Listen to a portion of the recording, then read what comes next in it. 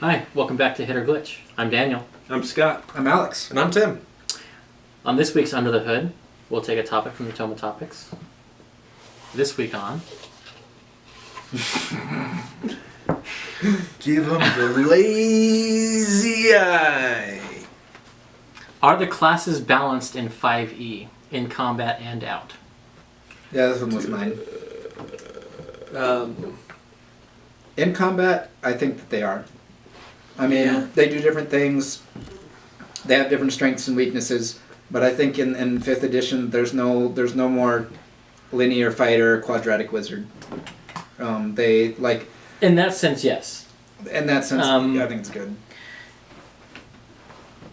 But I don't think you can make the argument that the DPR of every class is the same. Right, but I mean, the classes that have the high DPS maybe don't have as much healing and or can't sustain that damage and or don't have as much utility. So I mean, if you try to maneuver things so you have the highest DPR, you don't always have the best utility, or you can't heal, or there's it's trading back and forth. So you can really maximize one thing, you can min-max it in one way or another, but it does limit your other abilities to some extent. Yeah. So I think in that sense that it's pretty close. It's probably one of the close. I mean, you're never going to get it perfect. Yeah, I would say it's definitely the closest. Yeah.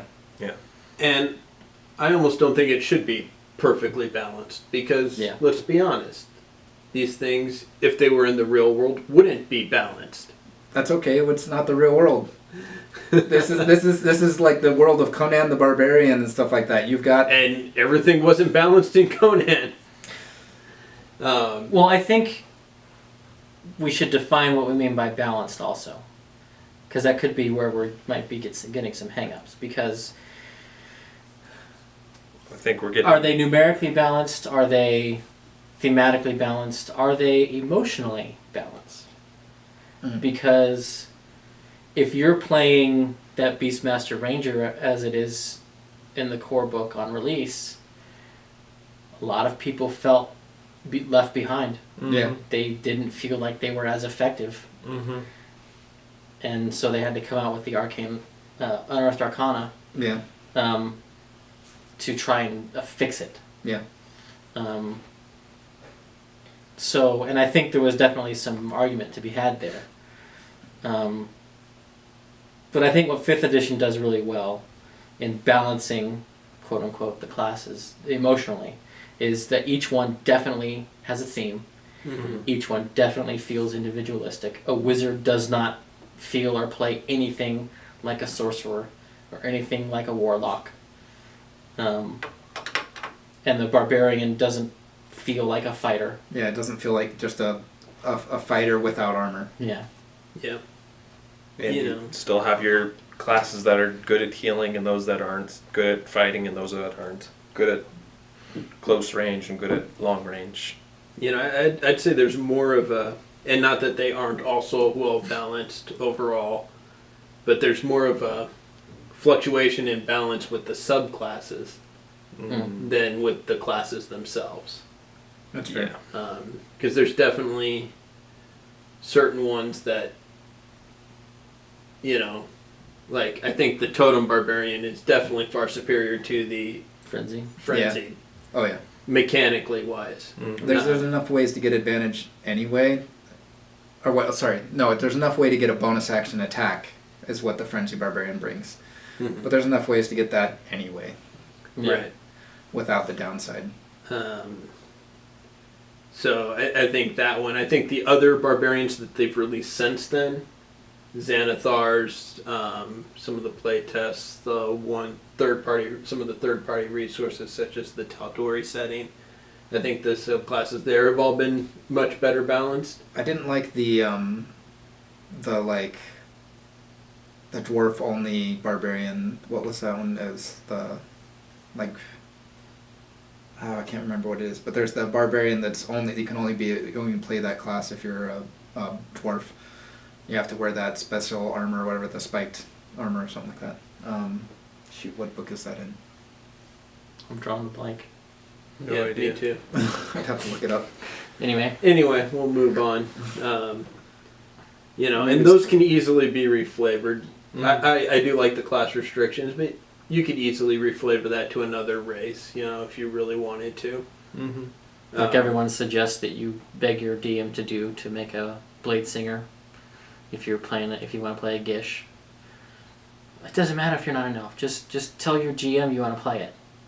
It says you can in the book if the GM allows it. Well, yeah. It says in the book if the GM allows it, you can do anything that you want. The Berserker one. You know, that's part of being the GM. If the rule doesn't fit for your game, throw it out or alter it so it does fit. Mm-hmm. Maybe it's Battle Rager. I don't know. I think Battle Rager, but Yeah, regardless. Anyway. But the theme, you know, elf, half elf. If you really want it, you're not. Get creative. Sell me. Write me. You know, a page or two backstory of how you became. Yeah. Why you were taught that. You know. You know, sell me on it. If I'm the GM, I'm not going to disallow it if you're not an elf, but I'm going to make you sell me on it if you're not an elf.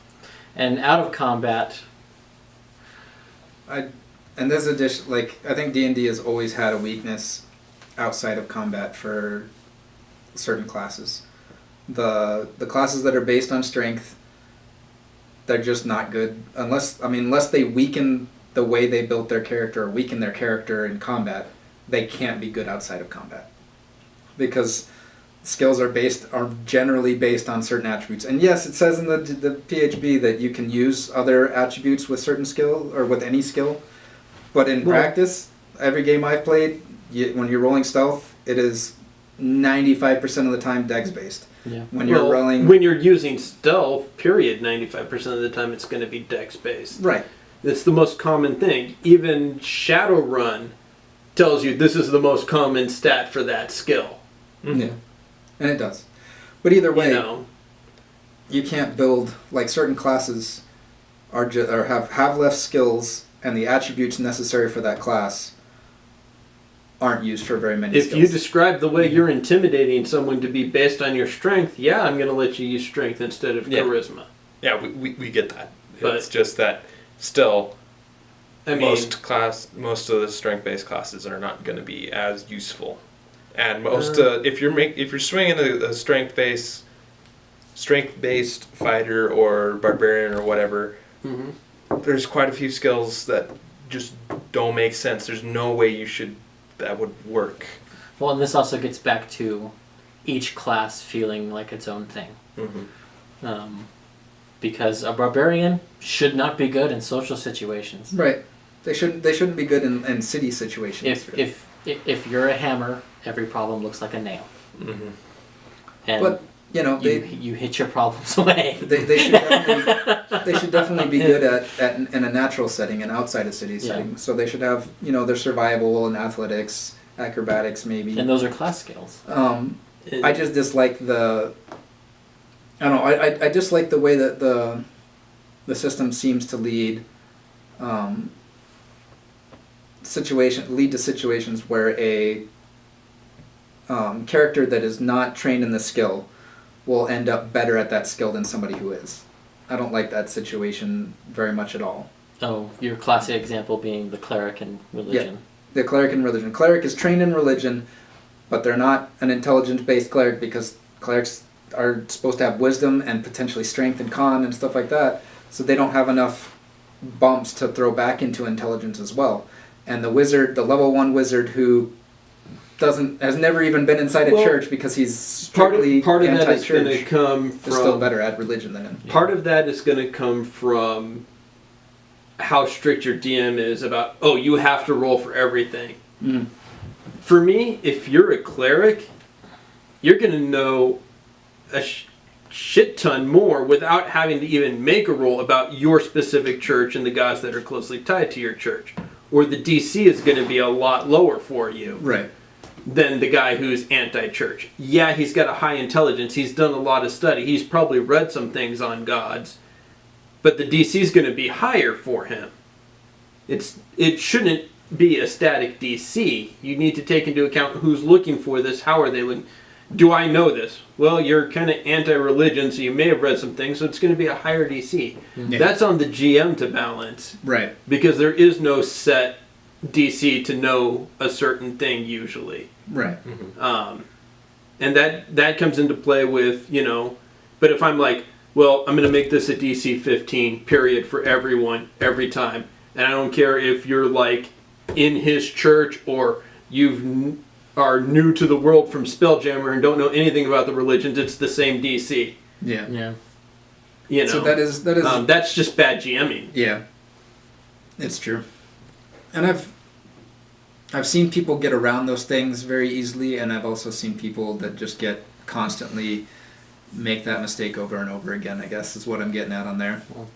So I like it better when the mechanics support where the GM doesn't have to do that, where it's already set up mechanically, it already shows what should happen. Yeah. But that's not always possible, because to do that you end up having to get further into, you have to add more rules to the game, I guess, in a lot of the cases, and that ends up making the game more complex and slower to learn, slower to play. Yeah. Yeah. I mean, I guess if you have to rely on the rules for everything, then you're not there for the story. You may as well be playing a board game.